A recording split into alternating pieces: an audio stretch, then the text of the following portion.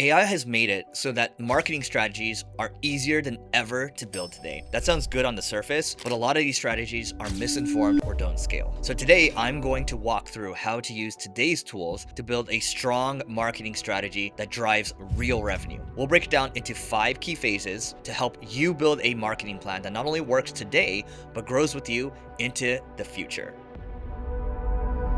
All right, so phase 1 is research. You've got to understand your audience. You got to know where your audience spends their time. So whether that's LinkedIn, whether that is TikTok, Reddit, or niche forums, and then what you've got to do is you got to tailor your strategy to those platforms. So marketing 101 is understanding where your audience is hanging out first and then bringing people to the point of sale. Oftentimes, people will miss the research phase because they just want to get into the shiny objects or the actual execution piece. But if you're not planning, you're planning to fail. So before you build anything, you've got to research. You can't just start by giving ChatGPT your website and asking it to build a strategy because it's going to be very surface level. You need to understand who your audience is, who your competitors are, and you also need to take a look at your past marketing efforts, what worked and what didn't. Now, the next part we're going to talk about is analyzing your competitors' marketing strategies. So you've got to research your competitors to uncover what's working for them and identify opportunities to differentiate yourself. You can use traditional tools out there like Ahrefs, which will show you what your competitors are ranking for, where you're falling behind, different keyword ideas for you. You can use Sprout Social as well to see how your competitors are doing from a social standpoint, but you can also use products like ChatGPT's deep research, which is fantastic for popping out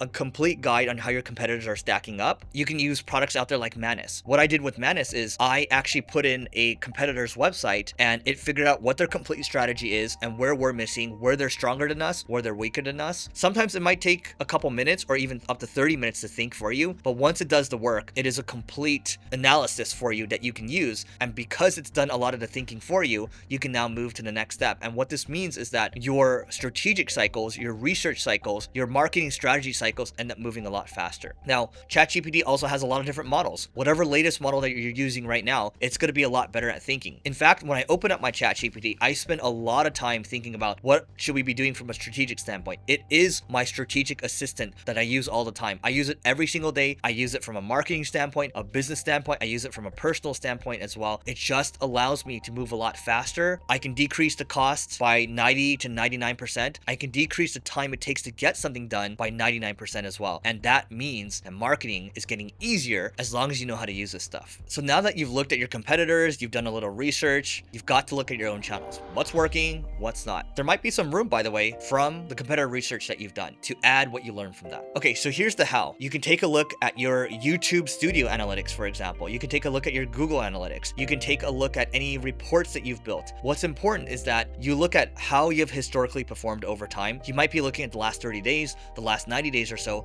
and what you're looking for is you're looking to spot patterns. So if I look at my Google Analytics, for example, I might be spotting patterns on what type of content is performing better than others. I might be noticing that all of my agency pages that I have that are higher intent, where I'm saying Los Angeles Digital Marketing Agency, New York Digital Marketing Agency, those are higher intent and those seem to be driving more conversions. So I'm going to focus on creating more pages like that. But without looking at my results, I'm not going to be able to spot these patterns. Now, the cool thing now is you can take exports of your results. You can maybe even plug them into AI as well and say, hey, what are the key patterns? What should I be doubling down on? What's working and what's not? And so you can do that a lot faster now. And you can take a complete data dump of all your analytics and dump it into whatever model that you prefer to use. It could be a deep research type of model, a thinking model like Grok. Choose whatever you want. They're all pretty good. And from there, you're going to figure out, okay, these are the patterns. And based on these patterns, these are the actions that I need to take.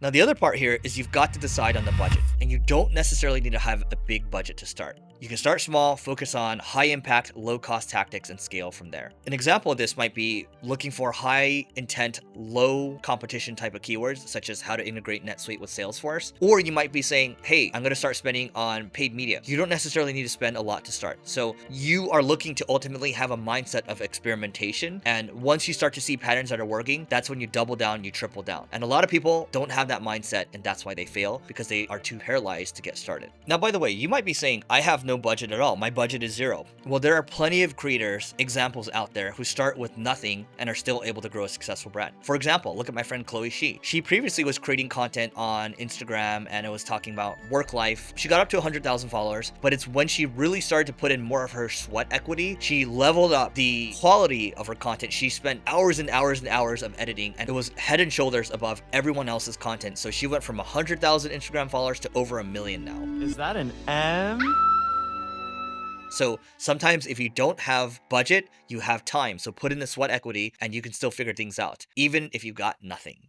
So phase 3 is about choosing your channels. Let me tell you why it's important to focus just on one channel before expansion. I hosted the event with about 200 marketers in Miami, and it was a private event last week. And we had some of the best marketers in the world. We had Greg Eisenberg, who's great at YouTube, great at X, great at LinkedIn. We have Sean Kennel, who's very big on YouTube. He's got over 500 million views. We have Sharon, and I'm not going to butcher his last name, but Sharon is really good with email. Adam Robinson, very good with LinkedIn. And everyone tended to focus on one area. But my point of saying this is that you've got to nail one channel first before you scale. Too often you might hear from people like me or other people talking about multiple channels, but we're all really good at one channel and it usually sticks out that way. Even if we diversify into other areas, we're usually only good at one channel, right? And so I started with SEO, I started with blogging. Eventually I've evolved over into other areas such as throwing events or doing YouTubes like this or doing podcasts. So when it comes to marketing, I'm more adapted for podcasting now. I'm more adapted for YouTube, but when it comes to in real life, in-person things, I'm really good at throwing dinners. I'm really good at throwing events. You got to look at whether you're trying to post to LinkedIn, YouTube, they are looking at you as an employee. They shouldn't give you the reach until you've proven yourself. And you've got to prove yourself just as a good employee would.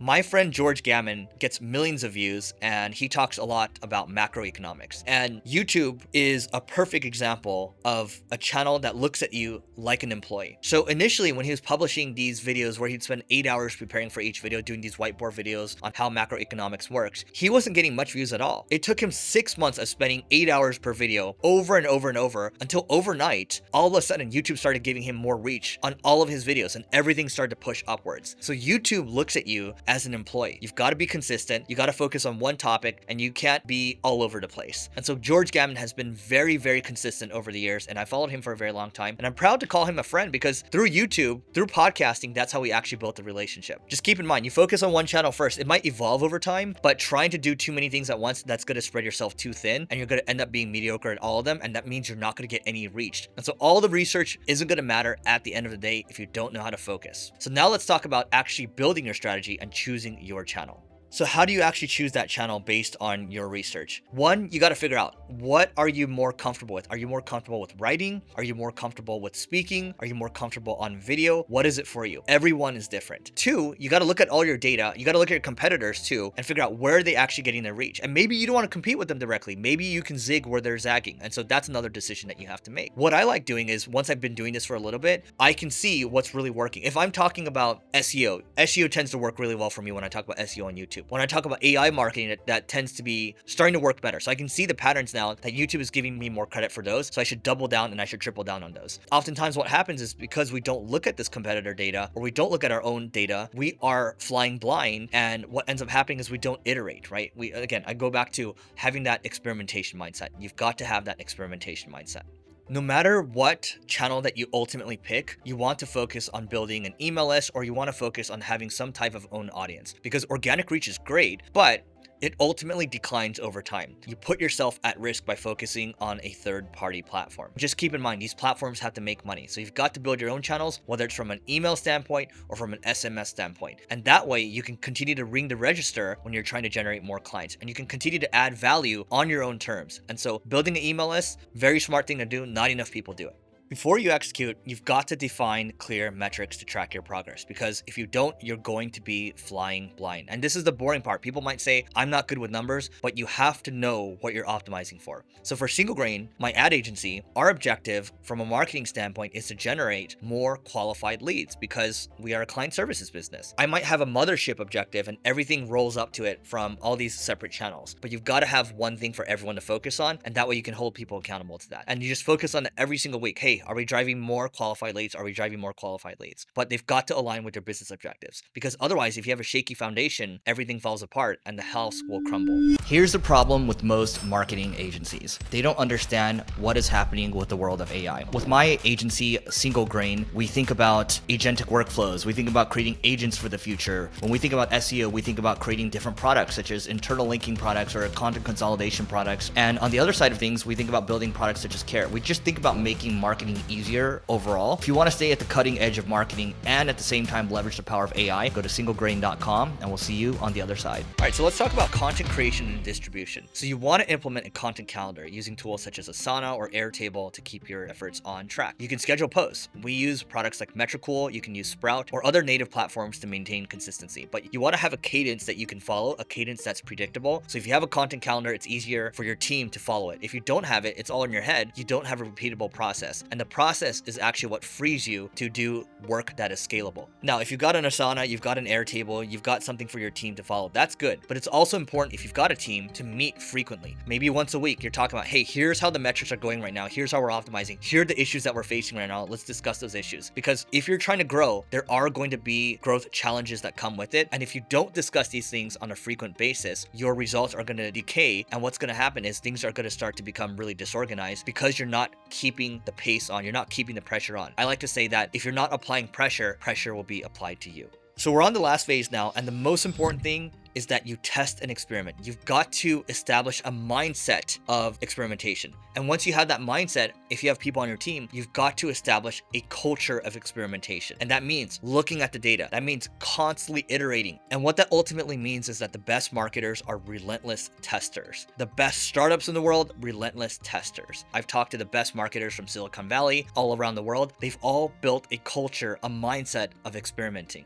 That culture of experimentation will be the thing that helps you compound to the next level and get the results that you deserve. It's not usually going to happen the first time. People think that marketing happens the first go around. Sometimes it takes months to get there. And what I've seen is that every 1 out of 8 experiments will usually work. And so that's a very low success rate. But if you keep trying, you're going to be very successful over the long term. Ultimately, you just got to fail fast. You got to learn faster and continuously improve. So that's it for your guide on how to build a marketing strategy for this year. To learn more about how to incorporate AI into your marketing, check out this video on how I use AI to become a top 1% marketer.